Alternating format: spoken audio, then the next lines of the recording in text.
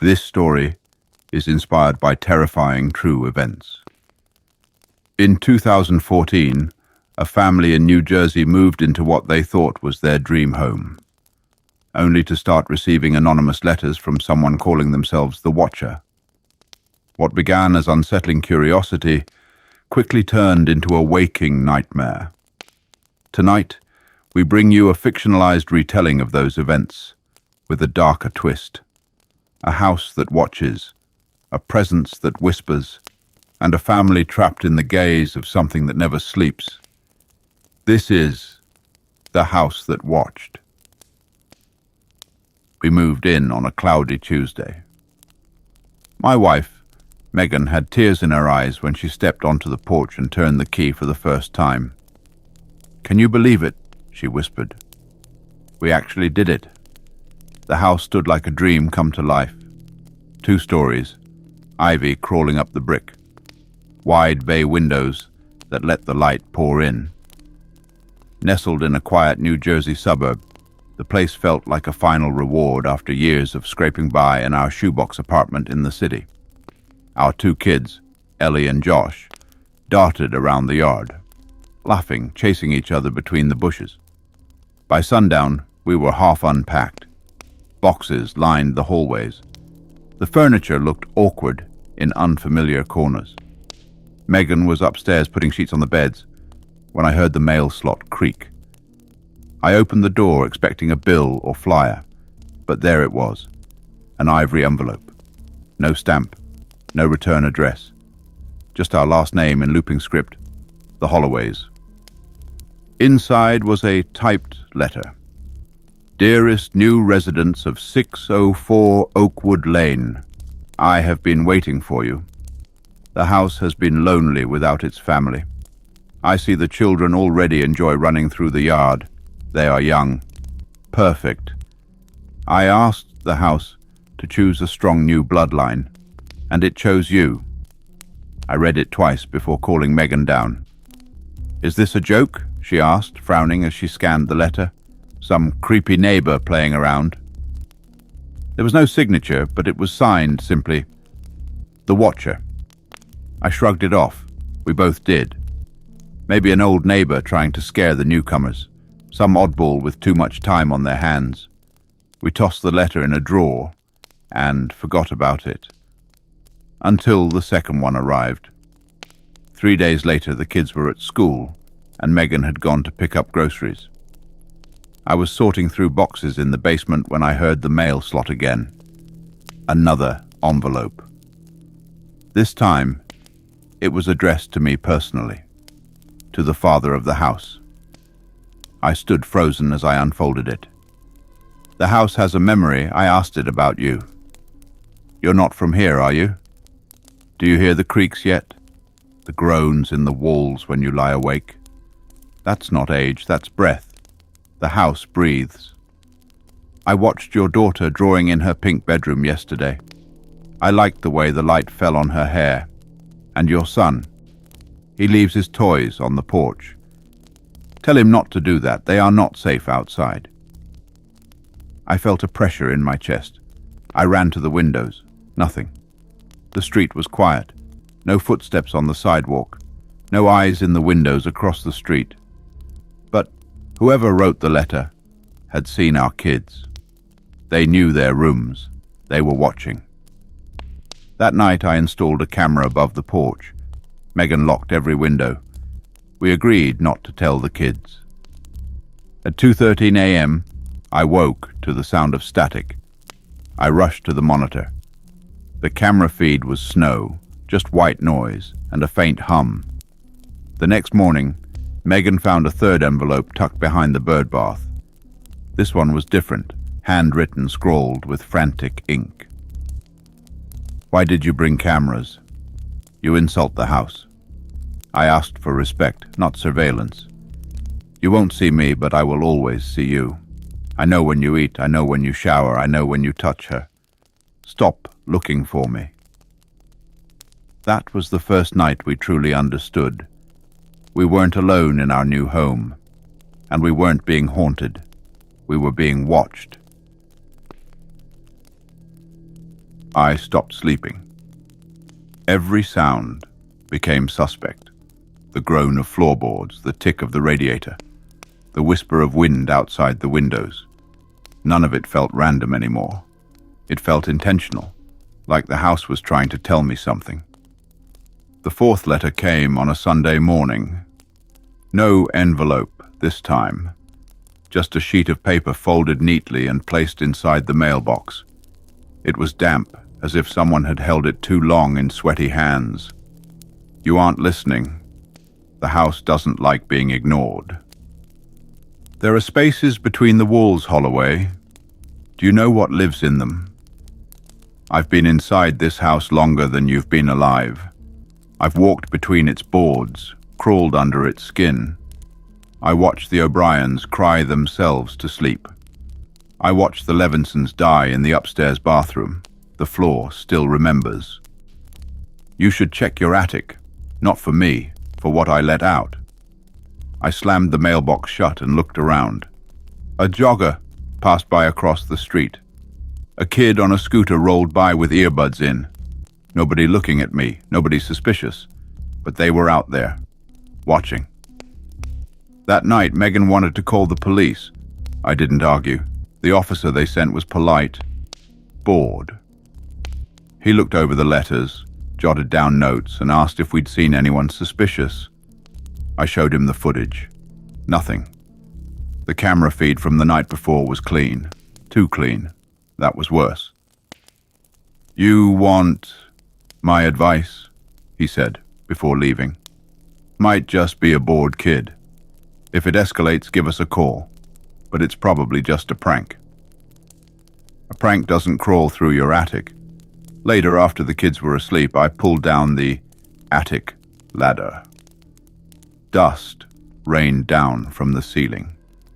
Megan stood behind me holding a flashlight. I hate this, she whispered. I climbed into the narrow space above the house, the beam from my flashlight cutting through the dust like a blade. Boxes, old insulation, a cracked wooden rocking horse. Then I saw it. A pile of sunflower seeds in the corner. Fresh. Not dusty like everything else. And beside it, footprints. Bare. Human. Someone had been living up here.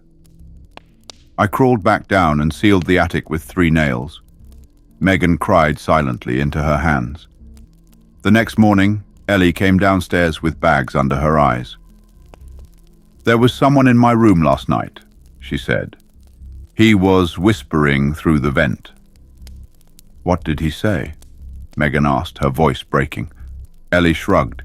He said, "Don't tell Daddy, he won't believe you." Josh wouldn't talk at all. He just sat on the couch, staring at the TV while it played static. I checked the vents. Nothing. No wires, no signs of tampering. But when I leaned in close, I thought I heard it. Breathing. The 5th letter came inside a child's drawing, folded into our mailbox like origami. It showed our house drawn in crayon, but through every window was a pair of red eyes. You're starting to see now, aren't you? The house doesn't need you to believe. It just needs you to stay. That night I dreamed of someone crawling beneath the floorboards, whispering through the walls. Not a man, not anymore. Just eyes and teeth.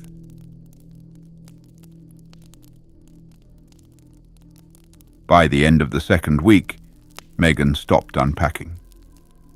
The boxes just sat there, half full of clothes, picture frames never hung, books collecting dust on the dining table. She spent most of her time in the kids' rooms now, trying to keep them distracted, pretending things were normal. They weren't.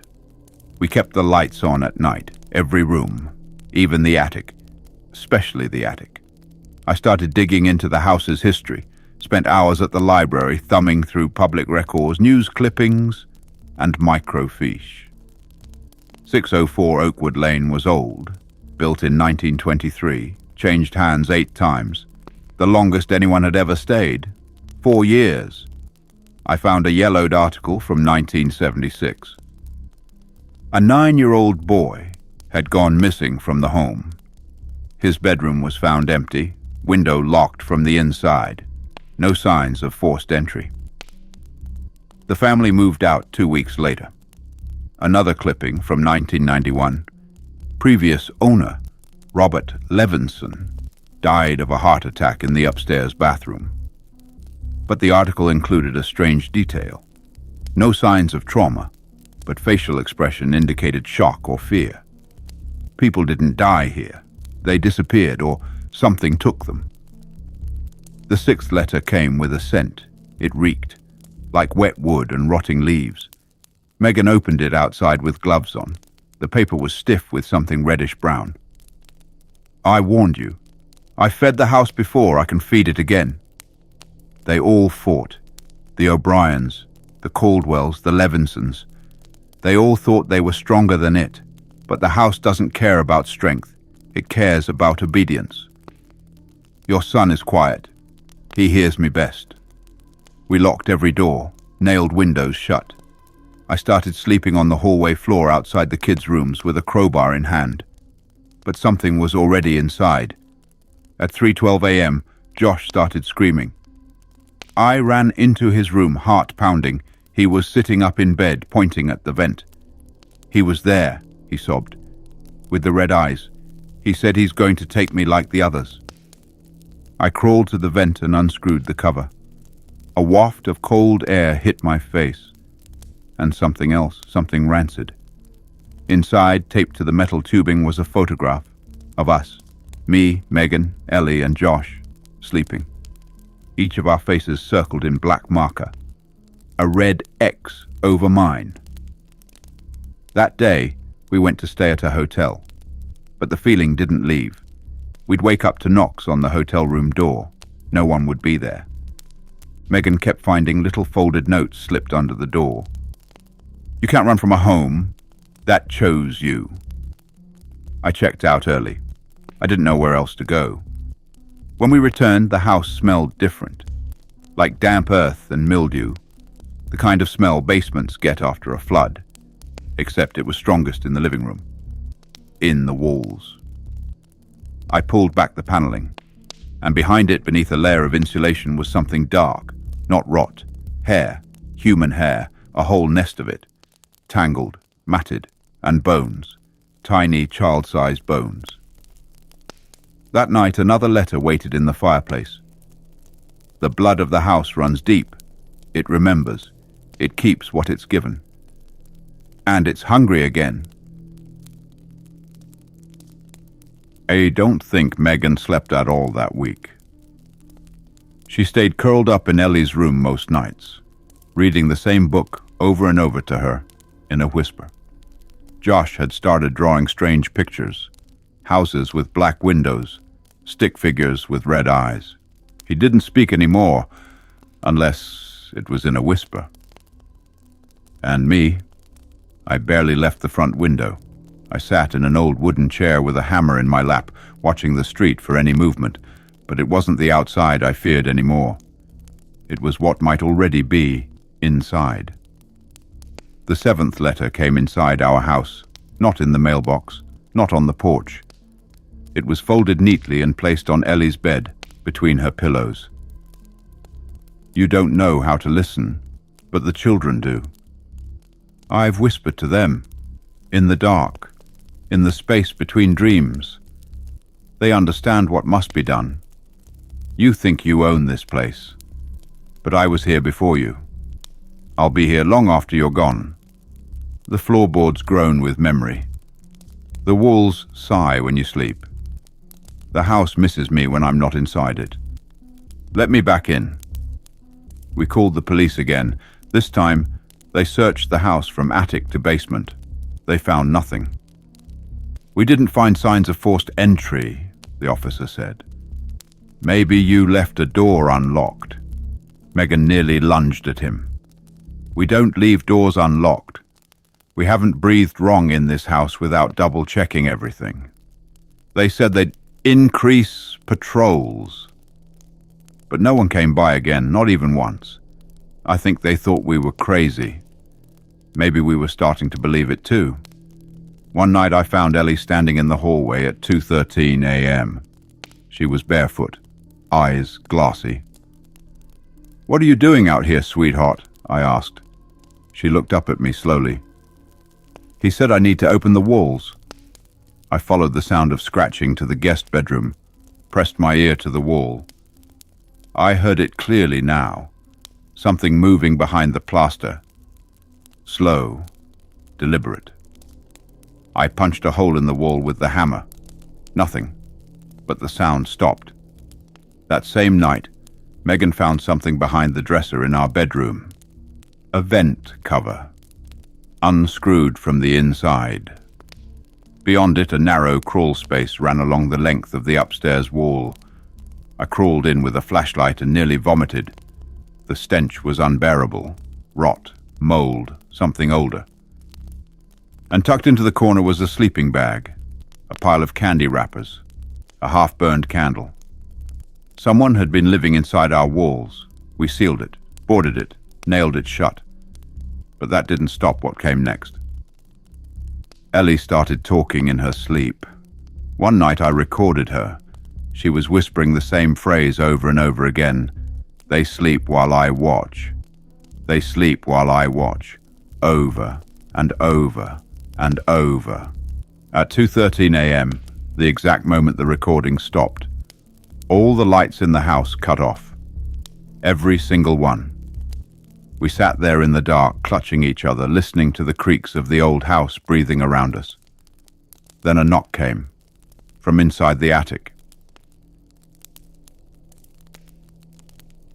We didn't go up there. When the knock came from the attic door, we just stood frozen at the bottom of the stairs, Megan clutching Ellie, me gripping Josh's arm so hard I left bruises. The knock didn't come again. Just one clear knock, like a greeting or a warning. The next morning we packed. No more stalling, no more waiting for police or proof or sleep. I booked a moving truck, called a realtor, and told Megan we'd figure out the rest later. But the house wasn't done, not yet. The 8th and final letter was waiting inside the fridge, taped to the milk jug. "You can go, but I'll be here. You were the most fun I've had in years. The daughter listens, the son sees, the wife fears, but you're just loud. You made the house restless, now it wants more. The next family will be easier. I'll tell them all about you. If you leave, the house will sleep again, but I won't. Come visit sometime. I'll be waiting." There was no signature, just a crude drawing at the bottom, our family stick-figured, standing in front of the house. All of us were crossed out, except the house. That night we stayed in a motel off the interstate. Josh spoke for the first time in days. "Is the man still inside?" he asked. Megan didn't answer. Neither did I. We sold the house at a loss. Didn't tell the buyers everything, just that we had to relocate. Legally, we didn't have to disclose letters or crawl space squatters. The new family moved in within 2 weeks. Young couple. Pregnant. I sent them an anonymous note. Just 4 words. "Check your attic first." I never found out if they did. 6 months passed. Megan still wakes up at 2:13 a.m. on the dot. Josh keeps his bedroom door open. Ellie refuses to draw anymore. I check our mail every morning, always with dread. And then one day, it came. No postmark, just a familiar envelope in our new mailbox. "To the Holloways inside. The new ones are boring. They don't scream like you did. But I still think about you. You were special. The house misses you and so do I. Come back soon, I'll be lonely." Some houses hold memories. Others hold secrets. But 604 Oakwood Lane, it holds on to you. If you ever feel like you're being watched in your own home, check the vents, check the attic, and never, ever ignore the creaks, because something might be listening, and it might be waiting for you to come back.